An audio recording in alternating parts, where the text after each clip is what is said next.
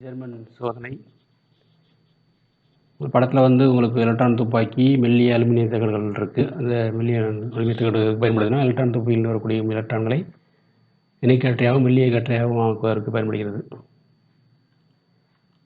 அதில் ஒரு அலுமினிய உருளை இருக்கும், ஒரு சிறு மெல்லிய துளை இருக்கும். அது வழியாகனா உங்களுக்கு வந்து அந்த கற்றை வந்து மெல்லிய கற்றையாக நேராக நிக்கல் படிகத்தில் போய் போவதற்கு அதிக நேர்மறை அதை கொடுத்து அதை என்ன பண்ணுறோம், அந்த நிக்கல் படிகத்தில் வைக்கிறோம். மோதி சிதறும்போது அந்த சிதறடிக்கப்பட்ட கற்றையை வந்து பார்க்கறதுக்கு எலக்ட்ரான் பகுப்பான் பயன்படுகிறது.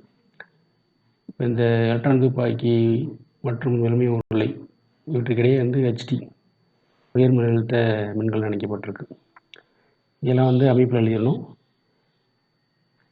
அதே மாதிரி சிதைக்கப்பட்ட எலக்ட்ரான் கற்றை செறிவு வந்து எலக்ட்ரான் பகுப்பான் அளவிடப்படும் பொழுது உங்களுக்கு அந்த சிதைக்கப்பட்ட எலக்ட்ரான் கற்றை செறிவு கோண தீட்டா சார்பாக அளவிடப்படும். அதுக்கு வரைபடம் தான் கொடுத்துருக்கோம். இதில் பார்த்தோன்னா உங்களுக்கு வந்து 50 டிகிரிலாம் வந்து என்னது அது பெரும் மதிப்பு அடையும்.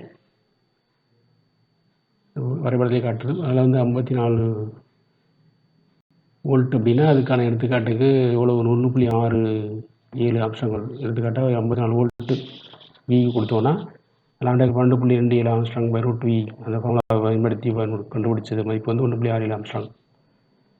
இந்த மதிப்பு வந்து என்னன்னா சோதனை வாயிலாக கண்டறியப்பட்ட 1.65 ஆம்ஸ்ட்ராங் கிட்டத்தட்ட ஒத்துருக்கால இந்த சோதனை தீவிர இயங்கும் மாதிரி தொழிலுக்கான அலையியல்பு விடுகோலை நேரடியாக சரியாக பார்த்துள்ளது என்பது நிரூபணமாகுது.